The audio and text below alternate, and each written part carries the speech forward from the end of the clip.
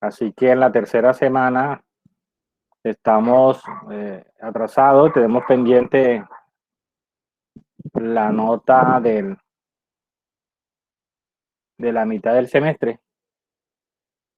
Entonces esa nota la teníamos pendiente, ¿cierto? Es el examen que nunca lo realizamos, ¿verdad?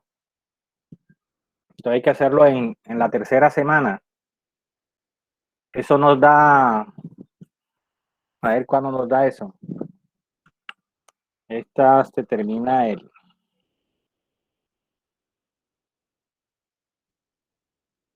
estamos en la semana del 13 al 17, justo en la última, porque termina, faltan 3 semanas exactas para terminar este mes.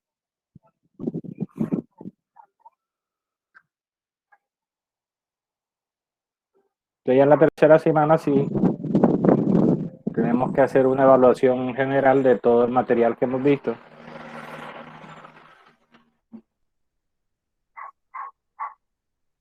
Para tomar una nota para ir acumulando nota, pues.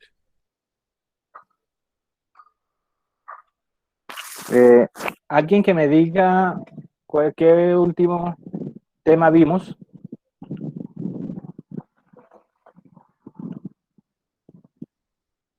¿Quién me recuerda? ¿Cuál fue el último tema que vimos? ¿Lo tienes, Andrea? El último tema que tocamos fue la unidad de la demanda en forma. Demanda en forma. Sí, pero no la terminamos. Esa fue la unidad, pero el último tema que vimos. Profe, el último tema que vimos fue la acumulación de pretensiones.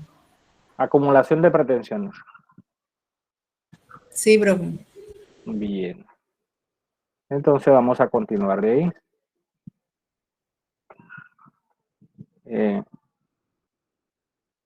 Esa es la demanda en forma, tercera unidad.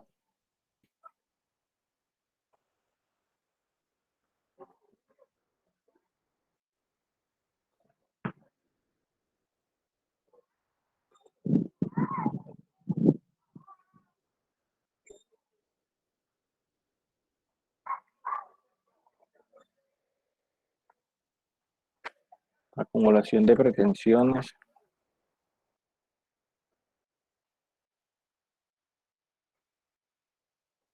Pasamos a ver entonces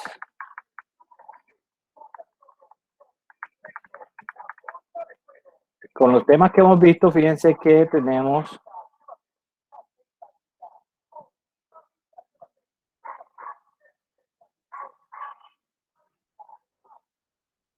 armamos ya la demanda, ya lo tenemos el paquete armado de la demanda.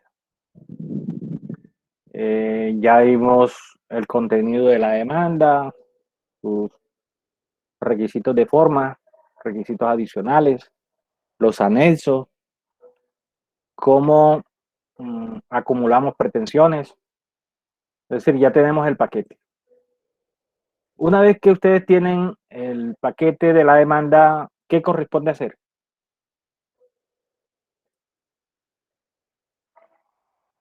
¿Qué correspondería hacer?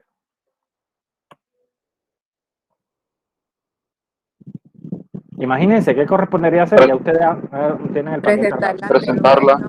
Presentar la demanda. Así es. Tocaría presentar la demanda.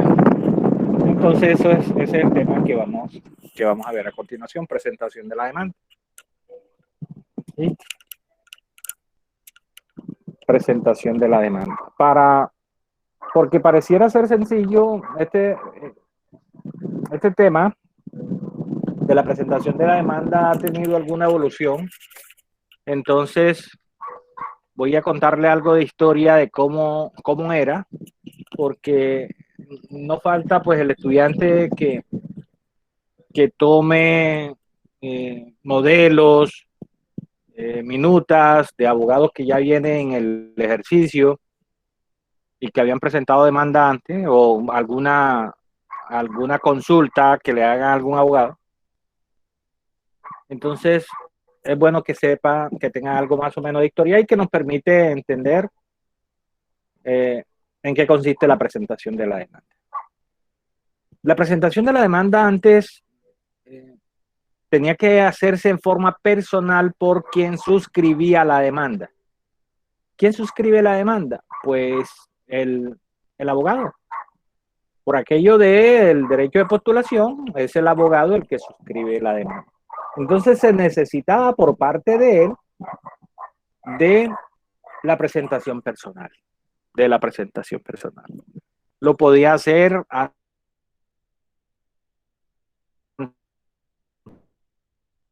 tres entidades diferentes, lo podía hacer ante un notario, lo podía hacer ante las oficinas de apoyo judicial, o llamadas oficinas judiciales, o lo podía hacer ante el juzgado al cual la iba a presentar. Acuérdense que cuando vimos los requisitos de la demanda, el primer requisito es el juez al que va dirigido, y yo les decía en su momento que si en el lugar solo hay un juez, ya ustedes saben a qué juez va dirigido. Un juez promiscuo municipal de San Pues, hay uno solo, entonces se le puede llamar por su nombre, juez promiscuo municipal de San Pues. Pero si la van a presentar en Sincelejo, donde podemos encontrar más de un juez de la misma categoría, entonces tienen que someterlo a reparto. Entonces, por eso les estoy diciendo que podía presentarse directamente ante el juzgado, si existiendo uno solo, porque si no existe uno solo, pues hay siempre uno de turno o una oficina que se encarga de hacer reparto. Eso es diferente. Y lo de las oficinas, lo de los notarios, es porque no es que el notario iba a tramitar la demanda, es que la presentación personal para verificar que la firma que estaba en la demanda correspondía al abogado,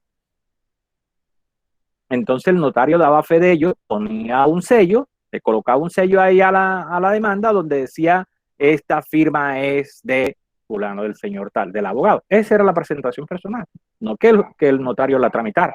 Y entonces, ya realizada esa presentación personal, el abogado podía enviarla para donde fuese la oficina que fuese la destinataria. Bien en la misma ciudad o bien en una ciudad diferente, la podía enviar por correo porque ya había hecho la presentación personal. Bien, eso cambió. Ahora, en vigencia del Código General del Proceso, quien suscribe la demanda no está obligado a presentarla personalmente. Simplemente la firma, la suscribe, la asigna y la puede enviar por correo, con su secretaria, con su auxiliar, por cualquier medio la puede enviar a la oficina de destino. Entonces, ya la presentación de la demanda no requiere. Ahora, lo que sí debe advertirse es lo siguiente, que si usted va a enviar la demanda por correo, lo va a enviar a una ciudad diferente, llámese Medellín, Bogotá, Manizales, Cali, Nariño.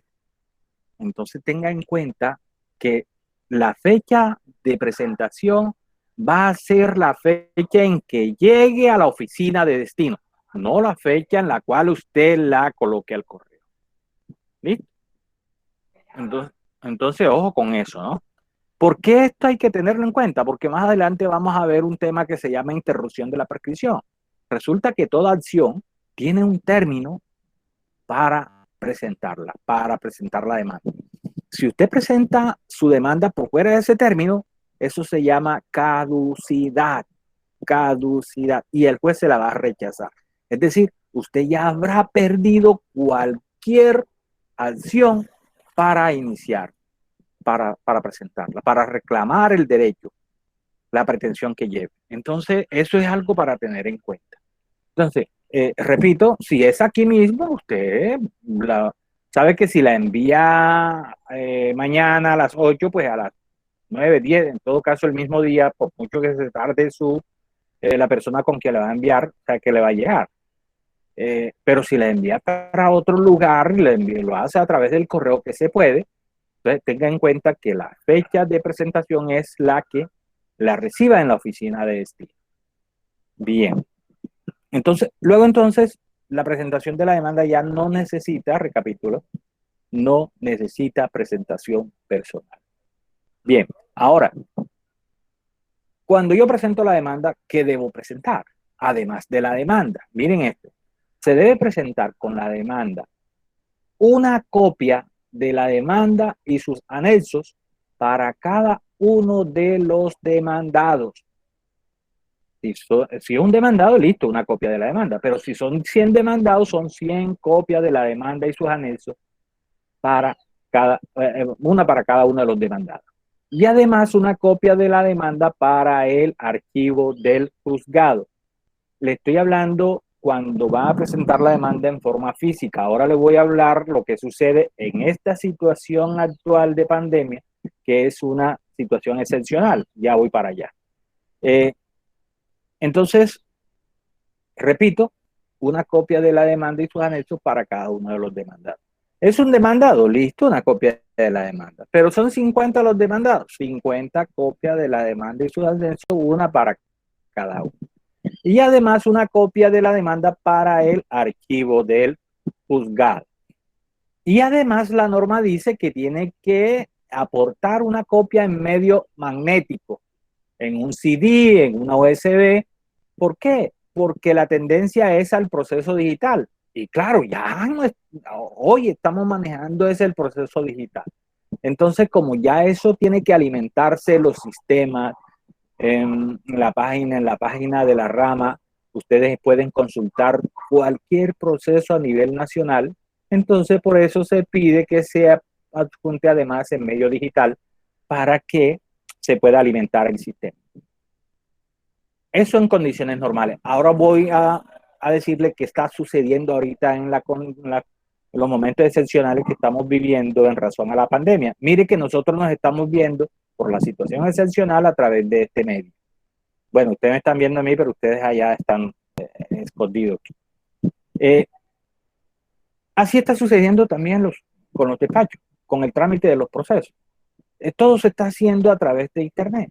Entonces, ya la demanda se está presentando vía correo electrónico, o sea, por mensaje de datos, y allí sí, usted no tiene que aportar ni copia de la demanda para el archivo del juzgado, ni copia de la demanda para cada uno de los demandados, porque simplemente el mismo archivo que usted está presentando, los mismos documentos, pues ustedes saben cómo se reenvía a cada uno de los demandados. O sea que en este momento no tendría aplicación lo que estamos diciendo, pero apenas se retome, se vuelva a la normalidad en las funciones y se vuelvan a los despachos y que las demandas otra vez puedan presentarse en forma escrita, entonces se retomaría eso porque la norma no fue derogada. Hay una norma excepcional ahorita.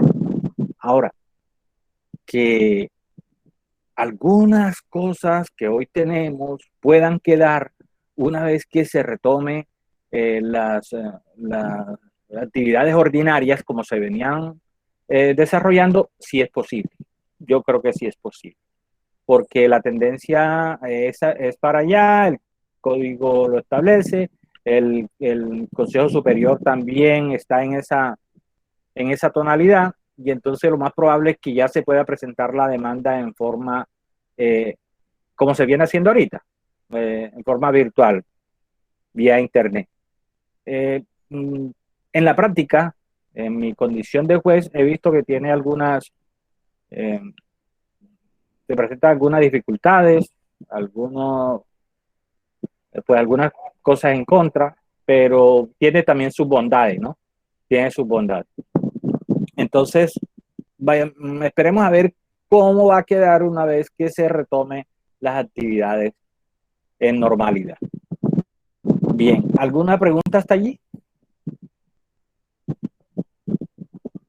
Para efecto de la notificación que vamos a ver más adelante, cuando se presenta la demanda, la norma dice que también se debe enviar, en estos momentos excepcionales, se debe enviar también la demanda y los anexos que se presenta al demandado. Ahí sí, si son 50 demandados, entonces tendrá que enviarle a cada uno de los demandados la copia de la demanda y los anexos vía correo electrónico. Está obligado a hacerlo la parte. ¿Hasta allí alguna pregunta? Profe, en caso de que no tenga idea cuál es el correo electrónico. Sí, claro. De De todas formas, sí tienes que informar, aportar el correo físico. Yo estoy obligado, si voy a presentar la demanda, a aportar mi correo, porque si no lo tengo, pues estoy obligado a crear uno, porque me lo exige, pero la norma sí ha previsto eso que tú acabas de decir y dice, bueno, es posible que yo no conozca el correo del demandado y cómo hago para notificarlo. Entonces, simplemente o aportas el correo, la dirección física, lo podrías notificar entonces en forma física, porque mira que yo te dije, las normas que están ahorita no son normas que se hayan derogado, sino que son normas complementarias a las normas de estas excepcionales. Entonces se puede notificar en forma física si no lo tienes. Cuando no se tiene la dirección física tampoco, entonces, ¿qué toca hacer? Emplazarlo porque no sabes dónde va a notificar. Ese es el momento en que se emplaza. Que el emplazamiento, pues vamos a ver cuando veamos el tema, toquemos el tema de notificaciones, vamos a ver que el emplazamiento no es una forma de notificación, que normalmente se confunde con la notificación, cuando realmente no lo es. Cualquier inquietud, jóvenes, ya saben que pues lo malo en mi clase es no preguntar, porque después van a ustedes a tener alguna inquietud, algunas lagunas, algunas dudas, y este es el momento para absolverlas. Así que pregunten. Profe, disculpe, usted estaba hablando de la notificación y que era lo otro que usted también nos dijo que se debía enviar una copia de la demanda y su anexo. Creo que era el desplazamiento, ¿no? Desplazamiento no, emplazamiento no, pero no, eso lo que pasa es que toqué el emplazamiento porque toqué la parte de cuando tú no conoces la dirección, porque una de las preguntas de la compañera es ¿qué sucede si no conozco el correo electrónico? Entonces se notifica a la dirección física, pero si no conoces la dirección física, entonces sí tocaría emplazar. Es cuando corresponde emplazar, tú tienes que pedir el emplazamiento, pero ese es otro tema de notificaciones que vamos a ver más adelante. Entonces allá vamos a mirar qué es el emplazamiento, qué son las notificaciones, para no enredarnos ahora. Solo que como me tocó tocarlo allí por lo de la demanda, las direcciones, por eso. Listo. Adelante.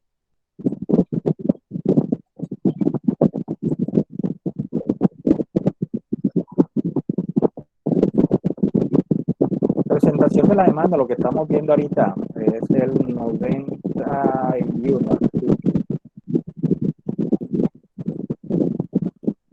No, 89, presentación de la demanda.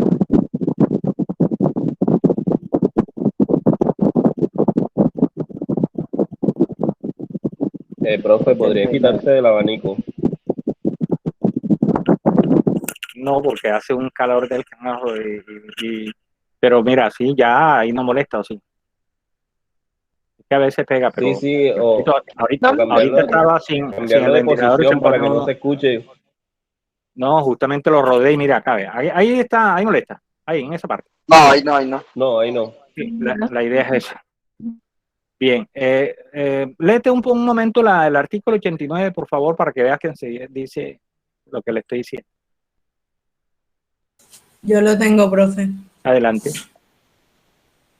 Presentación de la demanda. La demanda se entregará sin necesidad de presentación personal ante el secretario del despacho judicial al que se dirija o de la oficina judicial respectiva, quien dejará constancia de la fecha de su recepción. Con la demanda deberá acompañarse copia para el archivo del juzgado y tantas copias de ellas y de sus anexos cuantas sean las personas a quienes deba correrse traslado. Además, deberá adjuntarse la demanda como mensaje de datos del archivo del juzgado y traslado de los demandados. Donde se haya habilitado el plan de justicia digital, no será necesario presentar copia física de la demanda. Al momento de la presentación, el secretario verificará la exactitud de los anexos enunciados y si no estuvieran conformes con el original, los devolverá para que se corrijan. Parágrafo. Atendiendo las circunstancias particulares del caso, el juez podrá excusar al demandante de presentar la demanda como mensaje de datos según lo dispuesto en este artículo. Bien, fíjense que ¿ante quién se puede presentar entonces? Primero que ya no se requiere de la presentación personal. ¿Por qué lo dice la norma ahí? Porque es que antes sí se necesitaba. Usted dice, bueno, pero ¿cómo así? ¿Por qué presentación personal y por qué dice la norma que no? Justamente era para modificar esa parte, porque si no se hubiese dicho, pues seguramente le iba a pedir que la presentara personalmente. Eso quiere decir, usted, abogado, está en su oficina, firmó la demanda y la envió con su secretario o secretaria, con su auxiliar, a través de una empresa de correo. O sea, no tiene problema con eso. Y lo otro es que, ¿ante quién se presenta? ¿Ante quién se presenta? Porque sí, no hay presentación personal, pero usted sí tiene que presentar la demanda. Entonces, se presenta ante el juzgado, porque yo les dije, si no hay que someterla a reparto, entonces la presenta ante el juzgado, o la presenta ante la oficina judicial cuando hay más de un juzgado de la misma categoría. Entonces, en ese caso es sometida a reparto. Y fíjense que dice, esa es la norma que se aplica para el proceso físico. Se presenta la demanda con una copia de la demanda y sus anexos para cada uno de los demandados y una para el despacho. Pero además están diciendo, además debe aportar una en mensajes de datos, medio magnético, por aquello del proceso digital. Pero está diciendo dónde se esté llevando el proceso digital, porque hay unas oficinas pilotos y ahorita en este momento todas estamos en eso. Entonces se puede presentar, no se va a presentar en forma física, sino como mensaje de datos. ¿Alguna inquietud está ahí? Bueno, presentamos la demanda. A ver, ¿quién se imagina? ¿Quién tiene la demanda ahora? ¿Quién la tiene?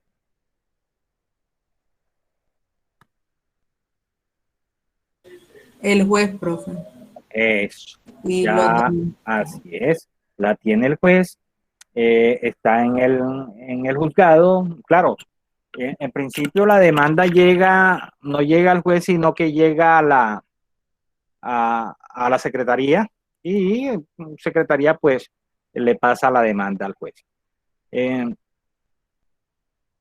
Pasa al despacho. Entonces le corresponde decidir al juez. El juez puede decidir tres cosas diferentes. El juez puede admitir, inadmitir o rechazar la demanda. Vamos a mirar esas tres figuras a continuación. El juez puede admitir, inadmitir o rechazar la demanda. Veamos en qué consiste.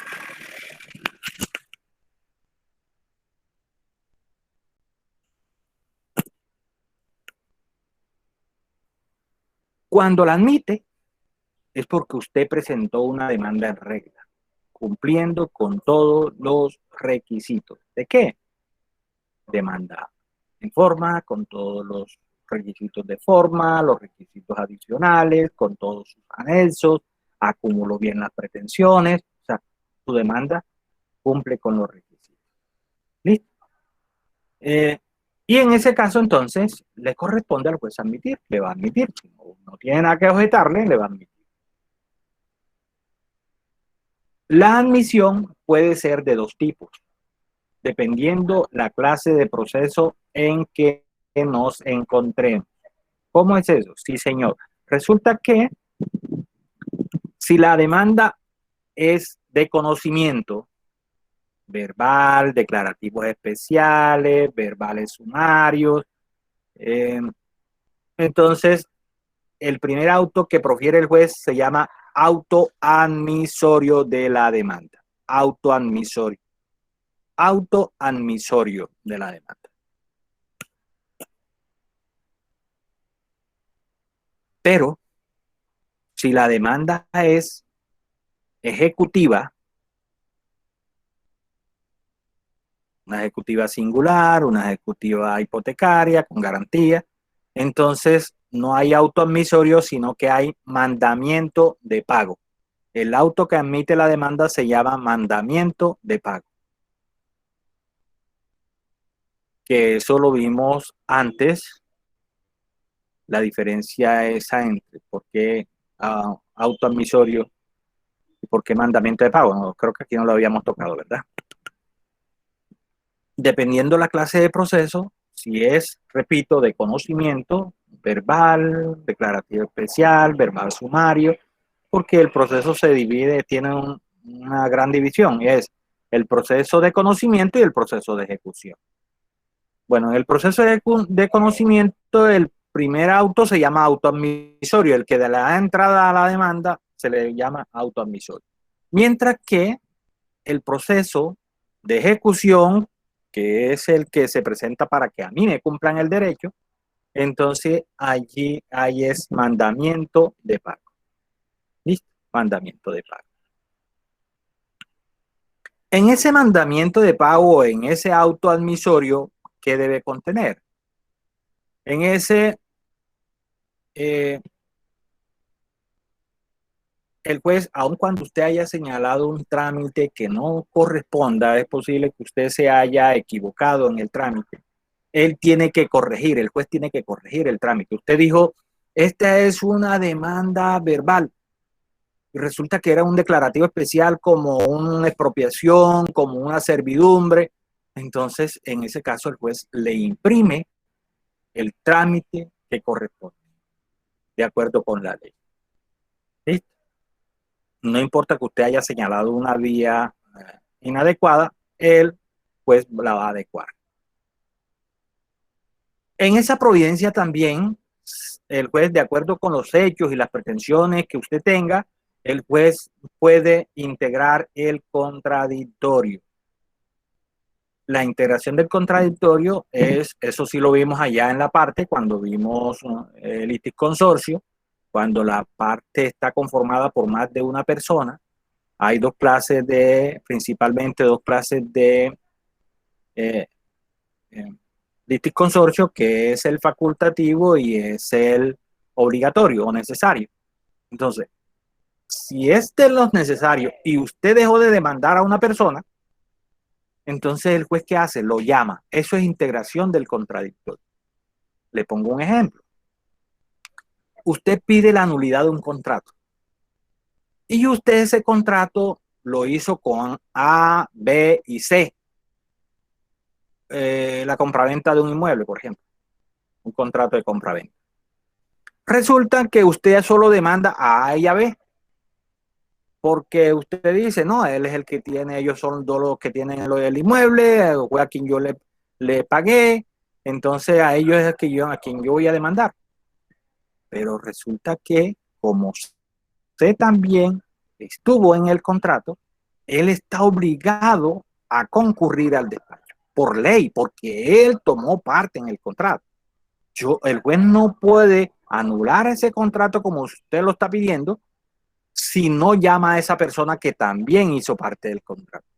Eso se llama litisconsorcio necesario, obligatorio.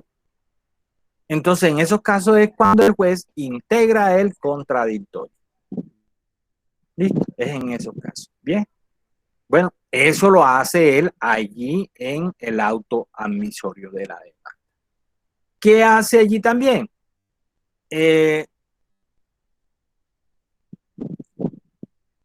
Los documentos, sí, le Profe, qué ordeno. pena. Es que no entendí lo del litisconsorcio. ¿Me lo puede volver a repetir?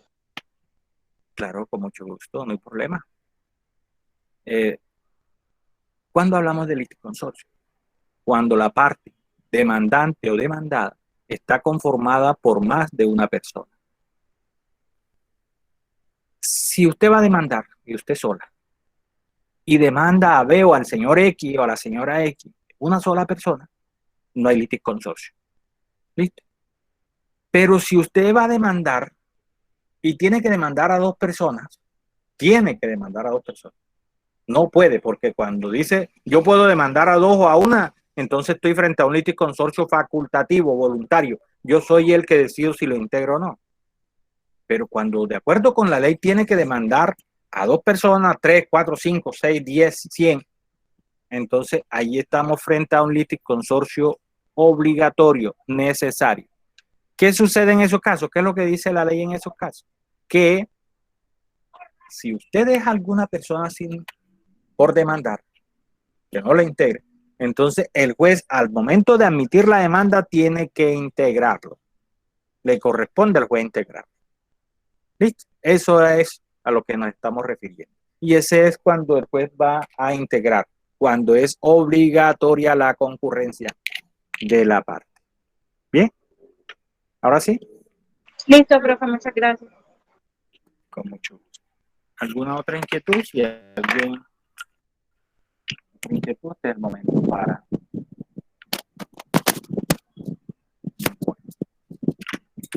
Allí también en ese auto, el juez va a correr el traslado, a señalar el traslado de la demanda en ese auto, jóvenes.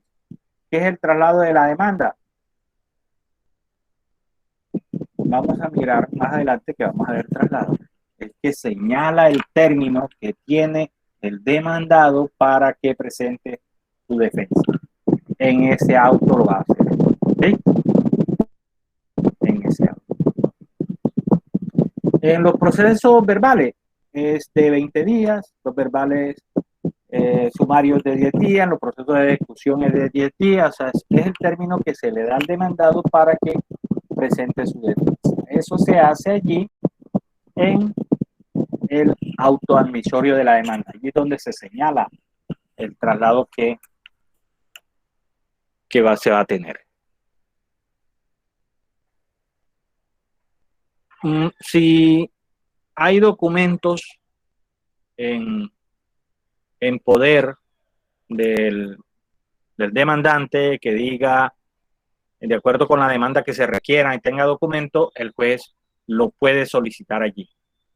Le dice al demandante, o si el demandante dice, mire, hay un documento que tiene el demandado, el contrato, por ejemplo, yo no lo aporto, pero el demandado lo tiene porque se hizo un solo ejemplar del contrato y él se quedó con el contrato, entonces le solicito a usted que el demandado lo aporta al proceso, entonces ahí en el auto admisorio el juez va a decirle al demandado que aporte ese documento. ¿Listo?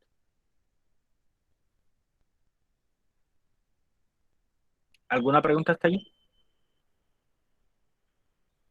Bien. Entonces esos son los casos de...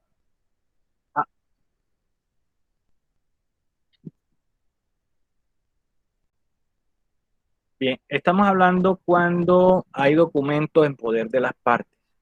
Por ejemplo, el demandante dice, mire, señor juez, yo no aporté el contrato porque no se hicieron dos ejemplares. Lo normal es que en un contrato se haga un ejemplar para cada una de las partes que intervienen en el contrato, pero es posible que solo se haya hecho un solo ejemplar y entonces el demandante dice, señor juez, le solicito a usted que el demandado aporte el contrato, que usted le diga que aporte el contrato, porque solo se hizo una sola copia y entonces en ese caso el juez ordena al demandado ¿dónde? Allí en el auto admisorio para que el demandado aporte el contrato. ¿Listo? Un momento que me estoy quedando oscuro, ya prendo la luz para no quitar la cámara.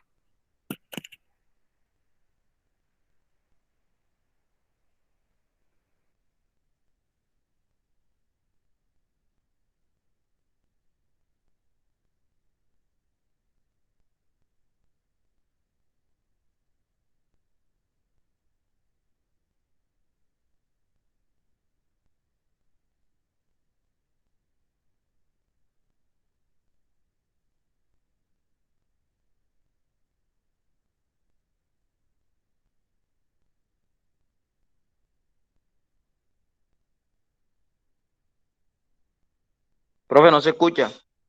Tiene su micrófono apagado, profe. Gracias.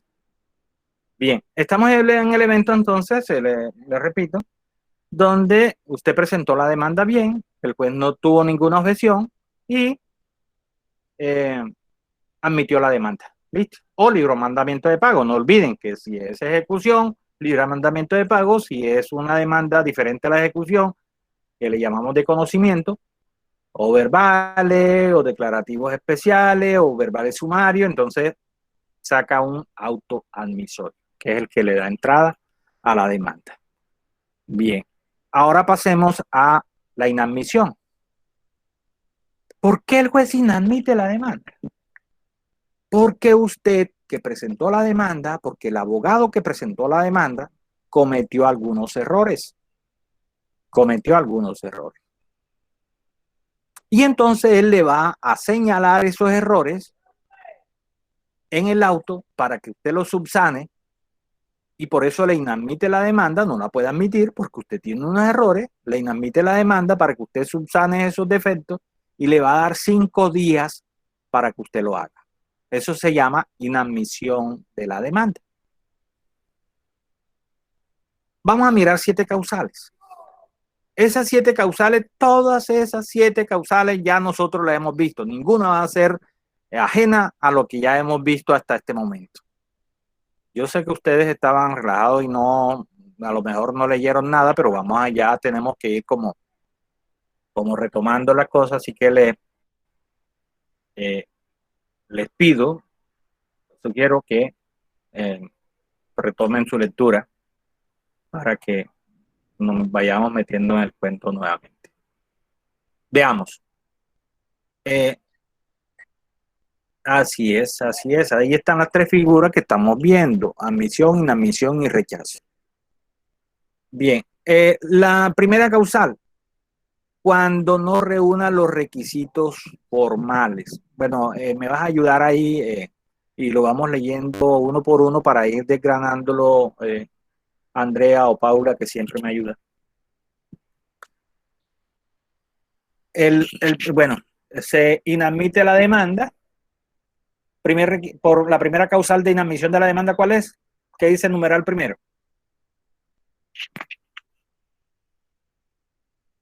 Cuando no se reúnan los requisitos formales, requisitos de forma, los que le dan forma a la demanda. ¿Cuál? La designación del juez, la designación de las partes, las pretensiones, los hechos de la demanda, el juramento estimatorio, las pruebas, las dimensiones, la clase de proceso, la cuantía, la clase de proceso donde está ahí. Eso, ¿te acuerdas que lo vimos? Por allá en el 82, listo. Entonces, esos son los requisitos. ¿Usted olvidó alguno de esos requisitos? La demanda no está bien formada, no hay demanda de forma, y entonces, ¿qué va a hacer el juez? La inadmite, le dice, mira, a usted le falta este requisito. ¿Qué tal que usted se le había olvidado la pretensión? Imagínese. ¿Qué le va a dar el juez? Entonces, allí en el juez, en ese auto, le va a decir, venga, a usted se le olvidó la pretensión, así que tráigame la pretensión para yo poder continuar con la demanda. ¿Listo? El segundo requisito.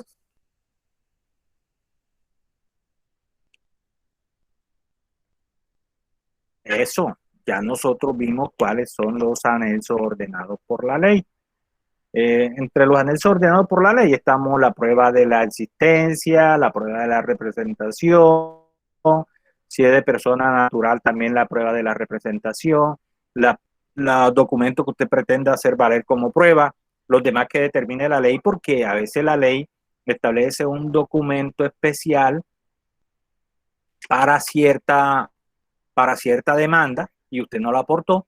Entonces, en ese caso, le va a decir, oiga, estamos frente a un proceso de expropiación, por ejemplo, de un bien, y entonces usted me tiene que traer aquí el certificado de registrador de instrumento público sobre ese inmueble. Oiga, estamos en un proceso de ejecución, pero usted no está aportando el título valor, tiene que traer el título valor. Oiga, estamos en un proceso de resolución de contrato y usted no me está aportando el contrato, tiene que traerme el contrato. Entonces, son anexos que son obligados y que para eso es esta oportunidad, porque es una oportunidad que la ley le da al abogado, es una oportunidad realmente que la ley le da al abogado para que el abogado subsane esos defectos.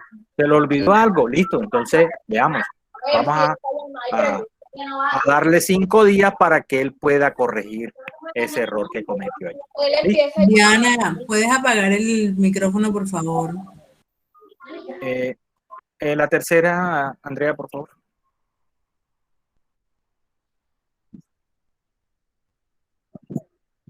Eso. El último tema que vimos fue acumulación de pretensiones. Y entonces decíamos, las pretensiones deben cumplir 3 requisitos generales y uno específico igual, que sea de competencia del mismo juez, que no se excluyen entre sí, que se puedan tramitar por el mismo procedimiento. Entonces usted lleva unas pretensiones que están mal acumuladas. ¿Por qué? Porque llevó una pretensión que se tramita por el proceso verbal y otra por un declarativo especial. Oiga, no son trámites iguales. Entonces no puede, no tiene el mismo trámite, entonces no puede. Llevó una pretensión ejecutiva y otra verbal en la misma demanda. No, señor, no puede. Llevo una que es de conocimiento del juez laboral y otra que es de conocimiento del juez civil. No, señor, no puede, porque conocen jueces diferentes. Dos pretensiones que se excluyen. En una dice, oiga, termine el contrato, y en otra dice, oiga, haga cumplir el contrato. Y espere, ¿usted quiere que se termine o que se haga cumplir? Porque son excluyentes. Entonces, en esos casos, hay indebida acumulación de pretensión. Eso ya lo vimos también. Y entonces ahí el juez le va a decir a usted, le inadmito la demanda para que usted me corrija eso, qué es realmente qué es lo que quiere hacer. Bien, ¿cuál sigue?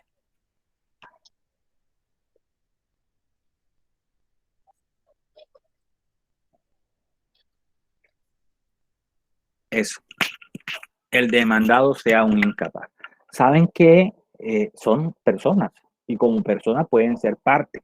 Ojo, porque yo les decía, la persona inclusive acaba de nacer, puede ser parte. Lo que no puede es comparecer por sí mismo porque no tiene la madurez psicológica suficiente para acudir al proceso por sí mismo. Entonces la norma dice, venga, los menores de edad tienen que acudir a través de su representante legal porque no tienen capacidad para autodeterminarse. ¿Listo? Entonces, ese es el 90, el artículo 90. Entonces, eso es, sí. Entonces, en ese caso, tiene que acudir a través de su representante.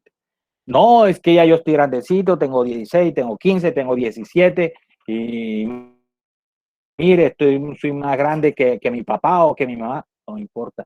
Usted se habilita como persona adulta, como persona mayor cuando cumpla los 18.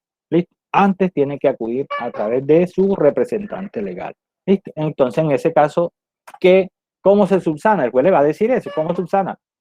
Que acuda quien le otorgue el poder, sea representante legal. ¿Cuál sigue? ¿Cuál sigue? Andrea, por favor.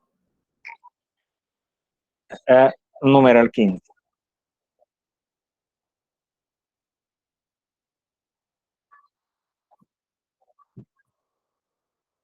Uy, esto, jóvenes, presten atención a la explicación que les voy a dar porque esta es una norma que yo encuentro sumamente importante, que da ciertas oportunidades, que está autorizando inclusive a que la demanda sea presentada por una persona que no tiene el derecho de postulación. La negación esa que ustedes encuentran allí, al mismo tiempo es una autorización. Y les voy a explicar por qué. Léalo por favor otra vez.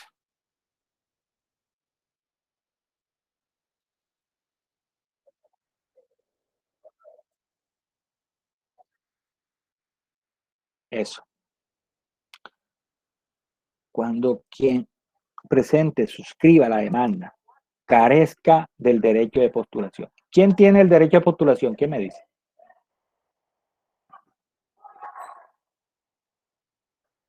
¿Quién tiene el derecho de postulación? El abogado, profe. Eso, solo los abogados tenemos el derecho de postulación. Solo los abogados. ¿Verdad? Entonces, por eso es que las personas tienen que actuar a través de abogados. Sin embargo, aquí dice, cuando quien formule la demanda carezca del derecho de postulación. Es decir, si una persona que no es abogada presenta la demanda, se la van a inadmitir para que se busque el abogado y la firme. Esta es una norma muy útil, le voy a explicar por qué. Porque al mismo tiempo que está la prohibición, realmente lo que está es autorizando a que una persona que no es abogado pueda presentar la demanda. Porque no le están diciendo se la rechazan. Porque si fuese causal de rechazo le está diciendo, no señores, venga, usted no está autorizado y no la puede presentar. Le están diciendo, sí señor, usted la puede presentar, pero venga, le voy a dar 5 días para que traiga a su abogado. ¿Sabe dónde está la utilidad de esta norma? En que yo, sin ser abogado, puedo interrumpir la prescripción. Porque hay uno de los eventos que vamos a ver más adelante, es la interrupción de la prescripción. Y uno de los eventos de esa interrupción de la prescripción es con la presentación de la demanda. Miren esto, en este caso hipotético que les voy a pintar para graficar lo que quiero explicarles. Vamos a suponer que usted es el abogado de X persona y usted se encuentra de vacaciones. Se fue de vacaciones. Una persona que es un cliente asiduo suyo, de pronto lo llama y le dice, oiga, a mí se me había olvidado, pero yo tengo este problema. Tengo este cheque, por ejemplo, que son 6 meses apenas el término de prescripción del cheque. Y ya se me va a vencer en esta semana y si yo no presento la demanda, entonces me va a prescribir. O cuando le diga a usted, oiga, tengo un cheque para presentarlo y qué fecha tiene, no, ya va a cumplir los 6 meses, eso quiere decir que va a prescribir ese cheque. Y si prescribe, se pierde la obligación, se extingue. En 1 o 2 semanas y usted no puede presentar la demanda. La norma esta, ¿sabe dónde está la utilidad? Que la norma esta le está permitiendo que usted le diga al cliente, oiga, vamos a hacer una cosa. Yo le voy a elaborar la demanda estando en las condiciones normales, ¿no? Porque si está en la virtualidad, ahora sí la puede enviar de donde esté a través de correo electrónico. Es en condiciones normales. Le va a decir, oiga, yo le voy a elaborar la demanda, se la envío por correo, usted allá la firma y la presenta. Claro que puede presentar. Entonces le va a decir el cliente, venga, pero si yo la puedo presentar, ¿para qué lo necesita usted? Primero porque yo se la voy a elaborar y usted no sabe qué es lo que va a presentar, pero usted la va a firmar y la va a presentar. Y con eso gana tiempo. Porque la persona presenta la demanda, interrumpe la prescripción. Porque cuando la presenta la demanda puede interrumpir la prescripción. Logra interrumpir la prescripción. El juez, mientras estudia la demanda y la inadmite, y al inadmitirla le da 5 días, eso se ha ganado 1 mes o más, porque las demandas cuando llegan a los despachos judiciales el mismo día no se la van a admitir. Depende de la carga de trabajo que tenga el despacho, le puede durar 1 semana, 2 semanas, 3 semanas, algunos despachos demoran más. Y después de eso, cuando se la inadmite, le dice, oiga, se la voy a inadmitir porque usted no tiene derecho de postulación. ¿Qué le está diciendo? Bueno, está bien que la haya presentado, pero venga, para continuarlo usted, tráigame el abogado.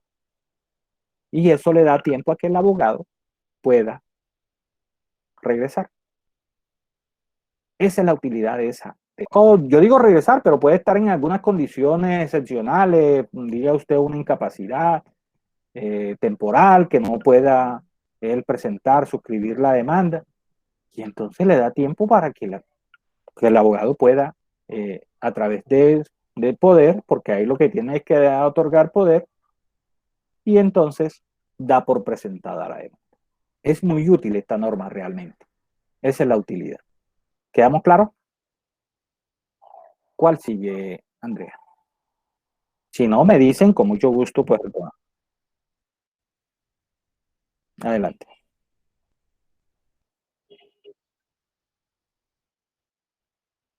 Eso. ¿Qué sucede? El juramento estimatorio. El juramento estimatorio. Cuando dice siendo necesario, porque no es un requisito de toda demanda. Cuando vimos los requisitos de la demanda, yo se lo recalqué.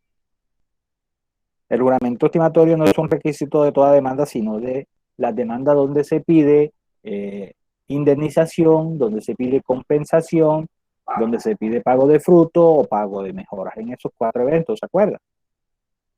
Entonces usted está pidiendo indemnización, que no son perjuicios extrapatrimoniales, porque ahí no se aplica. Ya si usted lo recuerda, y si no lo recuerda, vaya repasando porque esos son de los temas que hemos visto y seguramente vamos a evaluar. Entonces, no llevó el juramento estimatorio. ¿Qué hace el juez? Le inadmite la demanda para que usted pueda establecer el juramento estimatorio. Eso es lo que hace allí. Y le inadmite y le da 5 días.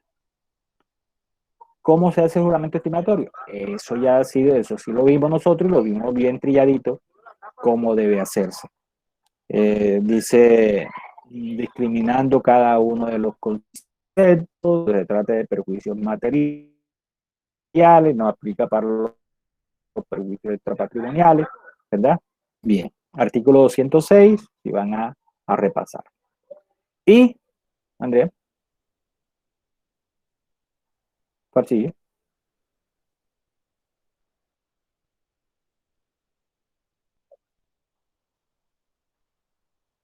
Lo que estamos diciendo es que los eventos en cuando procede el juramento estimatorio, usted no lo llevó, se lee en el artículo 206, aunque eso lo vimos nosotros bien trilladito en los requisitos de la demanda, que allá decíamos el juramento estimatorio cuando sea que tengan que ver con perjuicio, con compensación, con pago de fruto o pago de mejora. En esos casos el juramento estimatorio es un requisito de la demanda. Lo que nos está diciendo aquí ahora es que usted está en un evento de eso y simplemente no lleva ese requisito en la demanda. Eso es lo que nos está diciendo. Entonces le van a inadmitir y le van a dar 5 días para que usted cumpla con ese requisito. Adelante.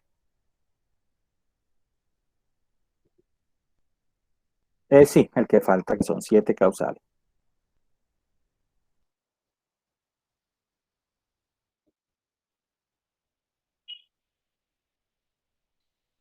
No,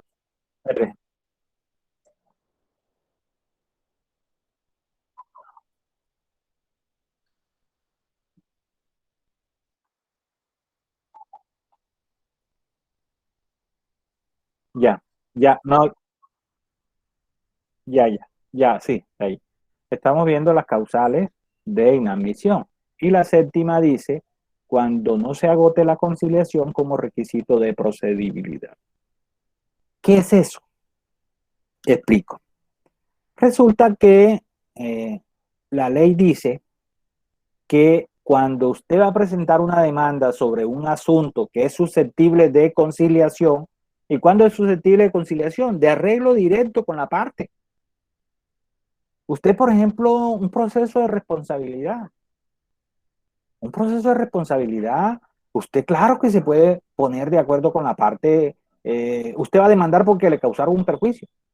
Y ese perjuicio se cuantifica en dinero.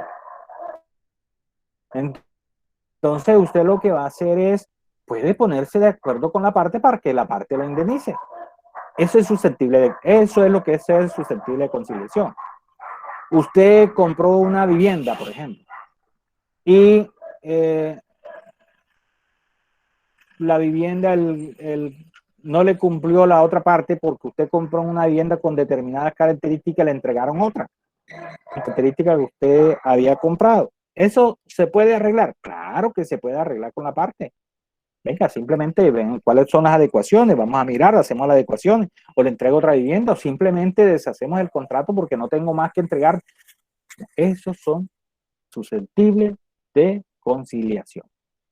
Entonces, cuando estamos frente a un caso de eso que se puede arreglar por las partes, la norma lo que está diciendo es, venga, en estos casos, usted necesariamente tiene que acudir a un centro de conciliación antes de presentar la demanda y agota la conciliación como requisito de procedibilidad. ¿Qué quiere decir que requisito de procedibilidad? Que si usted no la agota, no procede la demanda. Por eso es que se la están inadmitiendo. ¿Listo? Lo que le está diciendo es, venga, primero usted intente arreglar las cosas a las buenas. Vaya a un centro de conciliación, porque cuando hablamos de conciliación, sí, necesariamente tenemos que acudir a un centro de conciliación. las universidades tienen centro de conciliación. La Universidad de Sucre tiene un centro de conciliación. Aquí, centro de conciliación, hay algunos centros privados. Las notarías pueden crear centro de conciliación. Creo que aquí no hay, en la notaría de aquí creo que no lo tiene. Las cámaras de comercio tienen centro de conciliación. Entonces, hay algunos que son del sector público. Sí, no tiene, lo que tiene es consultorio, sí. SECAR sí tiene conciliación, sí, SECAR sí tiene conciliación. Entonces, pueden crear. Y lo que está diciendo es, primero, venga, ustedes primero agote ese requisito y una vez que agote ese requisito, como eso es susceptible de arreglarlo de forma directa, entonces primero lo agota y después presenta la demanda. Usted no lo agotó. Ahí es donde el juez le voy a inadmitir la demanda para que usted agote eso. Eso es lo que está diciendo. ¿Sí? Ahora, esos son los 7 eventos de inadmisión de la demanda. 7 eventos de inadmisión de la demanda. ¿Qué es lo que sucede? Que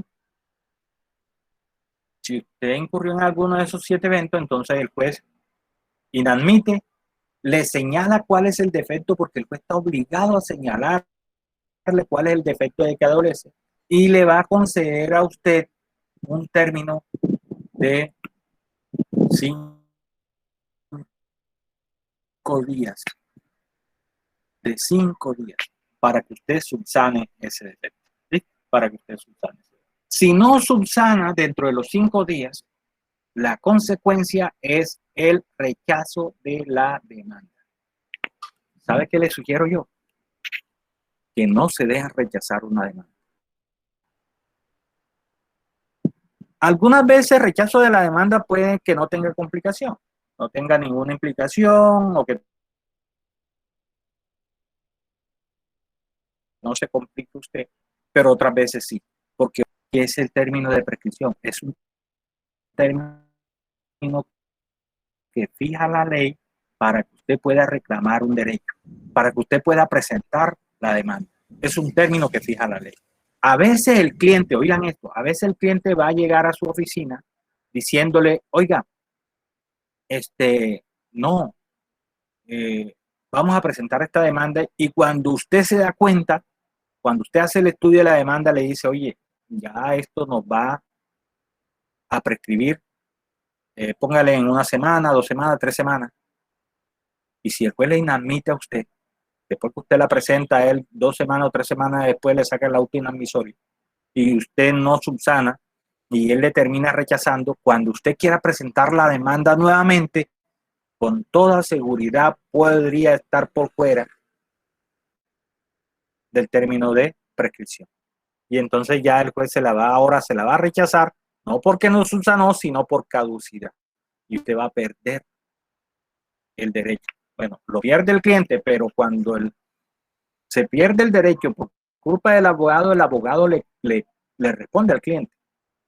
Y si usted se abre en pelea, pues le viene una denuncia disciplinaria y allí se puede hasta ir la tarjeta.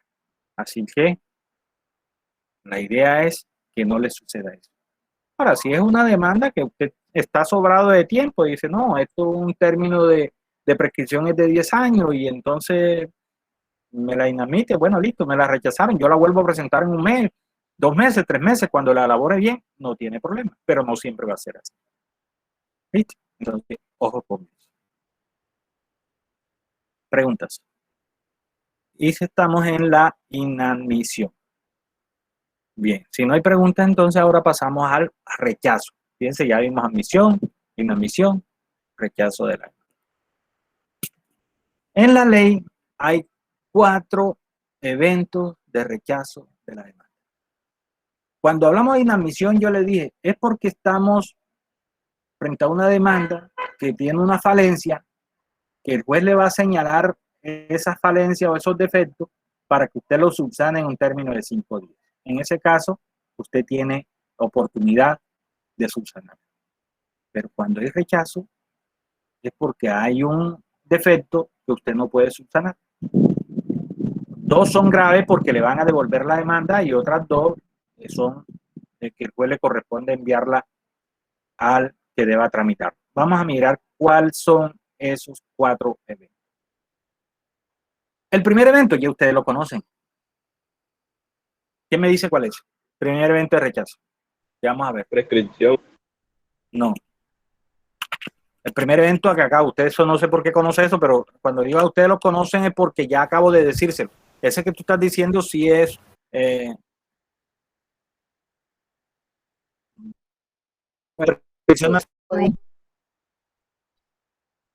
eso que acabo de decirles cuando usted no subsana dentro del término de los 5 días. Así está ya. Así es. Acabo de decírselo. Si usted no subsana dentro del término de los 5 días, a usted le rechazan la demanda. Primera causa. Primera causa. Segunda causal de rechazo de la demanda. Por falta de jurisdicción. Por falta de jurisdicción. O cuando corresponde a una jurisdicción diferente. Cuando corresponde a una jurisdicción diferente. Un momento.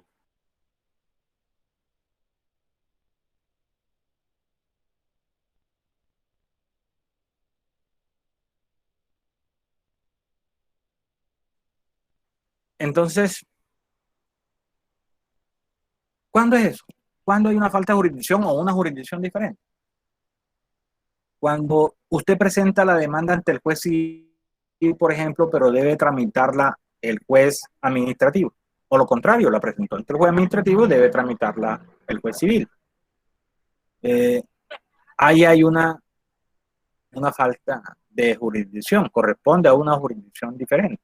Entonces, en ese caso, se rechaza. El juez que la recibe, rechaza la demanda y la envía, no se la devuelve. No se la devuelve. Él la rechaza y la envía al juez que deba tramitar esa demanda. Ahí no hay problema. En ese caso, la rechaza. La otra es cuando se demanda 2 veces por el mismo hecho. No, ¿de dónde sacaste eso? A ver, ¿quién fue el que escribió eso?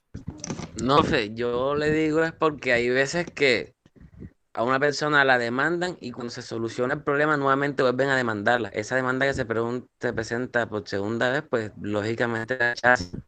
No, lógicamente ni es así, Antonio. Lo que está diciendo se llama cosa juzgada y eso no es causal de rechazo. Nosotros no nos podemos inventar unas causales que no están contempladas en la norma. La causal es una exención. Tú la parte demandada tiene que proponerla como exención. Eso que tú dices se presenta, lo que tú estás diciendo es un caso que se presenta, pero no es una causal de rechazo. Mira que yo les dije que hay 4 causales de rechazo, que ya estamos viendo la tercera, cuando no se subsanan los defectos señalados, cuando corresponde a diferente jurisdicción, y ahora estamos viendo la falta de competencia. ¿Cuál es la falta de competencia? Ya nosotros vimos aquí los factores de competencia. Cuando veamos la jurisdicción y competencia, que fue la primera unidad, y entonces veíamos cuando hay una falta de competencia. En este caso de la demanda es que el juez a quien la sentaste no es el competente para tramitarla. Es posible que la presentaste ante un juez civil y la deba conocer otro juez civil, pero puede ser de circuito, o puede ser municipal, o puede ser de otro lugar. ¿Te acuerdas con los factores de competencia que son objetivo, territorial, subjetivo? Entonces, de acuerdo con eso, o funcional,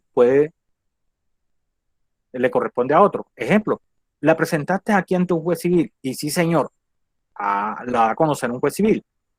Pero tú tienes una demanda de menor cuantía y la presentaste ante un juez civil de circuito.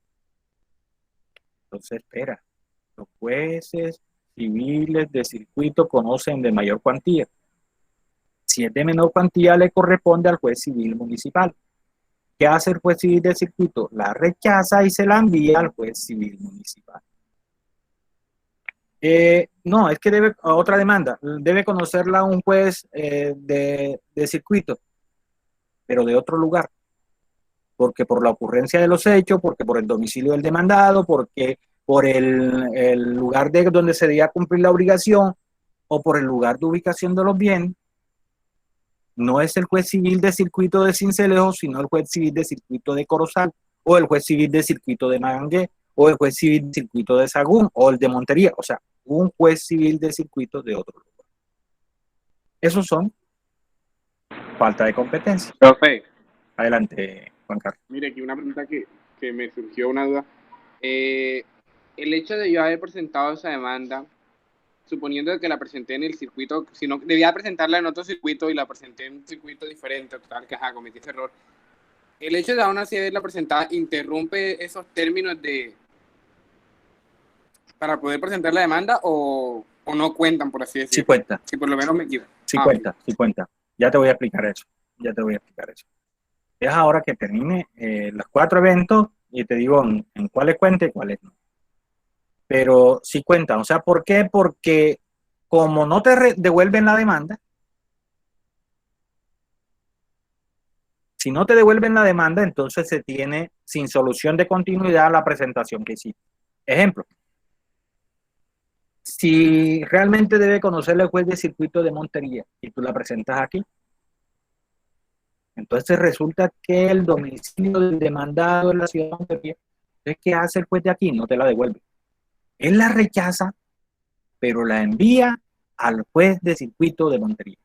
Como no te la rechazan, no hay una nueva presentación, sino que sigue contando la primera presentación que tú hiciste, la presentación que tú hiciste. Y desde ese punto de vista, como con la presentación de la demanda, vamos a ver más adelante, se puede interrumpir la prescripción, entonces va contando. En ese caso, sí sirve la presentación. ¿Sí? Bien, esa es falta de competencia. ¿Alguna otra inquietud, jóvenes? Si la tienen, no duden en preguntar, ya saben que es mejor resolver cualquier duda que tengan. Bien, y la cuarta es la de la caducidad. Caducidad. ¿Qué quiere decir la caducidad? Yo les decía ahora rato que todo derecho tiene un término que la ley le fija para presentar la demanda, para accionar. Cuando su derecho entra a ser desconocido, la norma fija un término para todo derecho para que pueda accionar. ¿Listo? Entonces, eso es lo que sucede. Por ejemplo, una acción de lesión enorme, por ejemplo, le dice, venga, usted tiene que presentar la demanda dentro de los 3 años siguientes. Si usted la presenta por fuera de ese te dice, caduca la acción. Hay caducidad porque usted dejó vencer el término para presentar la demanda. Una demanda ejecutiva con cheque. La norma dice, venga, prescribe en 6 meses. La prescripción lleva consigo la caducidad. Es decir, también caduca en 6 meses. La caducidad es porque usted no acciona en el término que la ley le dice, sino que usted deja vencer el término y después presenta la demanda. En ese caso, el juez le rechaza la demanda. ¿Y sabe qué hace el juez en ese caso con la demanda? Se la devuelve. Y le está diciendo, sin decírselo, le está diciendo, usted perdió aquí ya el derecho. Lo dejó prescribir y por lo tanto se dio la caducidad. ¿Qué quiere decir? Usted no puede volver a presentar esa demanda en esos mismos términos. Porque ya ese derecho se le prescribió y por lo tanto caducó la acción. ¿Sí? 4 eventos. Repito, no se subsanan los defectos señalados en el auto que admite la demanda. No es esa la jurisdicción, falta de jurisdicción. No es esa la competencia, falta de competencia en el juez. Y la última es la caducidad. En ese caso, le rechaza la demanda. Entonces, en el primero, no se subsana. Y en el último, caducidad, le devuelven la demanda. En el primer caso no tiene problema, porque a usted le rechazan la demanda Usted subsana si está dentro del término y la puede volver a presentar. Allí no tiene problema. El problema es la caducidad. O que cuando usted la vuelva a presentar ya transcurrió el término para presentar. Y entonces ya el juez se la va a rechazar por caducidad. ¿Alguna pregunta? Escucha. Y no hay.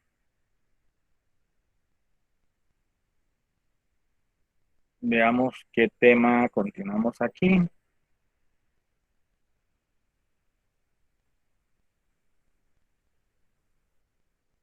Dígame. Profesor, ¿podría repetir eso último? ¿Podría repetir lo último que dijo sobre la caducidad? Sí. Lo que estamos diciendo es, mire, ojo, todo derecho tiene un término de prescripción. Y al tener ese término de prescripción, aparejado, porque el término es el mismo en tiempo, ya aparejado en caducidad. Si usted tiene un derecho que el término de prescripción es de 3 años, el término de caducidad son los mismos 3 años. ¿Qué quiere decir? Que si usted presenta la demanda por fuera de los 3 años, por fuera de esos 3 años, le sobreviene la caducidad. Eso es lo que está diciendo. Le sobreviene la caducidad. Entonces el juez le rechaza por caducidad. ¿Por qué? Porque como se refiere a la acción, el juez le estaría diciendo, oiga, usted dejó vencer el término que le da la ley para accionar, para traerme la demanda. Por eso yo le rechazo la demanda. Usted dejó prescribir el derecho, se extingue el derecho. Eso es lo que estamos diciendo en este caso. En cambio, que cuando es por falta de jurisdicción o falta de competencia, no sucede nada porque está bien que ese juez no sea el que lo va a tramitar, pero él le envía a quien le va a tramitar. ¿Listo? Se devuelve en los casos de que no subsane o que sea por caducidad. Cuando es por falta de competencia o falta de jurisdicción, no la devuelve, sino que a rechazarla la envía a quien deba tramitar. Preguntas. No hay. Bien, vamos a pasar al tema de traslado de la demanda. Es posible que aquí encontremos compañeros que tengan alguna práctica porque hayan tenido algún proceso, porque hayan ayudado en algún proceso, porque hayan sido algún abogado, entonces o tengan contacto con un abogado y hablar sobre el traslado de la demanda.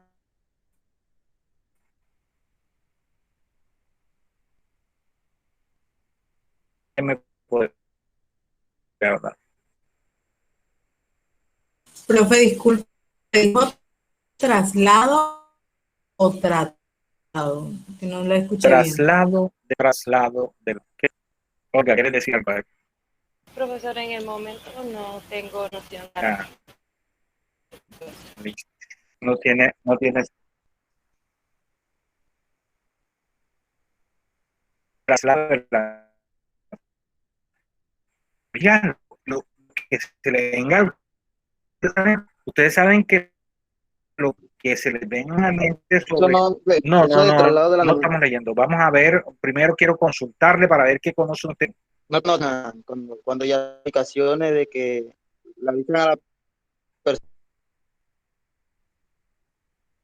¿Qué pasa? demanda cuando le La notificación. No, la notificación no es el traslado. Tiene relación, Josías, y ahorita vamos a mirarlo, pero ese no es el traslado. Tiene alguna relación con la notificación. Ahora vamos a mirar. Una cosa es el traslado y otra cosa es cuando se surte el traslado. Entonces, ¿para qué se surta? Sí se requiere la notificación. Pero usted al principio no sobre el término que tiene el demandado para el de para presentar la demanda. El término que se tiene. ¿Que tiene el demandante o el de qué? ¿Quién? ¿Que tiene quién, Gabriela? Por ahí va más o menos. Precisa, El ¿que tiene demandante. quién? El El demandante. Profe, yo creo que es el demandado para presentar su defensa.